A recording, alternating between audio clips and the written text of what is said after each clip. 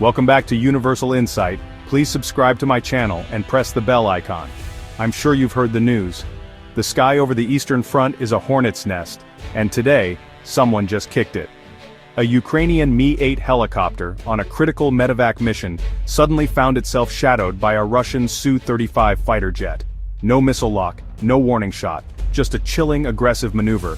The Russian jet closed in, slicing across the helicopter's path, its jet wash buffeting the smaller craft. This was no accident, it was a message. The incident happened near Pokrovsk, a city where every inch is fought for. The Mi-8 was flying low, dodging radar and artillery, trying to save wounded soldiers. But the Russian pilot had other plans: intimidation, not destruction. The Su-35's maneuvers forced the Ukrainian crew into a desperate struggle to maintain control. For a few tense moments, the world watched, breath held, as the situation teetered on the edge of disaster. One wrong move could have sparked a new, unpredictable phase of the war. The Ukrainian pilots held their nerve and completed their mission. But the encounter left a scar, signaling Moscow's new willingness to directly challenge Ukrainian air operations. The timing was no coincidence, just hours after Russian missile strikes across Ukraine and Ukrainian drones hitting Russian oil refineries. Each side is pushing boundaries, testing resolve. This is the latest move in a deadly chess game, where billion-dollar machines and human lives are the pieces. The stakes for every pilot just got higher. The skies above Donbas are now more dangerous than ever. This is how wars spiral out of control, and this is just the beginning. Let's break down the hardware. The Ukrainian Mi-8, a Soviet-era workhorse, slow, lightly armed, and vital for medevac and supply runs. Its best defense, flying low and fast, hugging the terrain.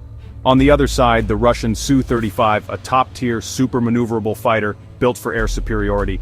When a Su-35 appears, it's not by chance, it's a projection of power. The Donbas airspace is among the world's most dangerous, saturated with air defenses and electronic warfare. Every flight is a gamble. The margin for error is zero. The Su-35 could have destroyed the Mi-8 in seconds, but that wasn't the point. The mission was intimidation, not destruction. This was psychological warfare, a superior jet bullying a vulnerable helicopter. Russia wants to show it can control these skies at will. For Ukraine, every flight is a lifeline, and a risk.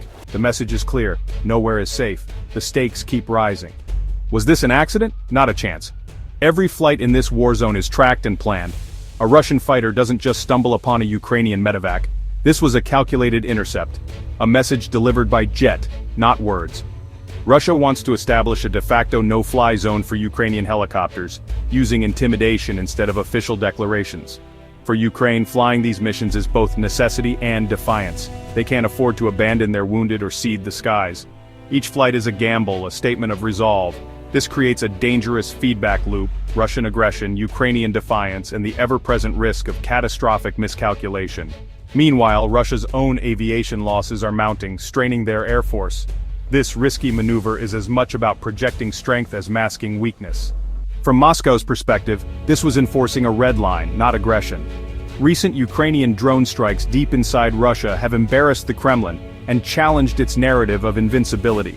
The official Russian statement called the intercept a routine patrol, accusing Ukraine of using medevac flights for reconnaissance without evidence. Classic information warfare: deny, deflect, counter-accuse. For Russians, it's about projecting control. For the world, it's muddying the waters. But beneath the rhetoric, there's a strategic calculation. Russia is preparing for a major offensive near Pokrovsk and needs local air superiority. Grounding Ukrainian helicopters is part of that plan. This wasn't random intimidation, it was a move to shape the battlefield. The skies above Pokrovsk are now a declared no-go zone. Kiev's response was swift and defiant. The Ukrainian Ministry of Defense called the Russian pilots' actions air piracy and a barbaric attack on a humanitarian mission. President Zelensky praised the helicopter crew's courage, linking the incident to Russia's broader campaign of terror. Ukraine seized the moral high ground, rallying domestic support and appealing to international partners. The message: we need better air defenses and modern jets to protect our skies. Behind the scenes, Ukraine is adapting. Future medevac flights will require more planning, possibly fighter escorts or advanced electronic warfare. The incident also highlights Ukraine's push for self-reliance, with most military hardware now produced domestically. This self-sufficiency is key to survival, especially if international support wavers. The stakes have changed, so must the tactics. Ukraine will not back down. Every flight is now a test of will. The world is watching. Was this intimidation, provocation, or a prelude to something bigger? Likely all three.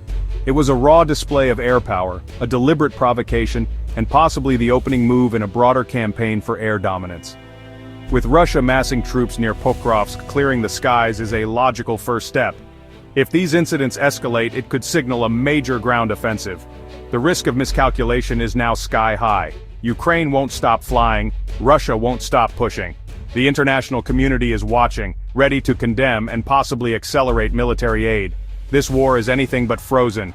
It's evolving, dangerous, and unpredictable. The skies are more perilous, the stakes higher than ever. The world holds its breath, waiting to see who blinks first.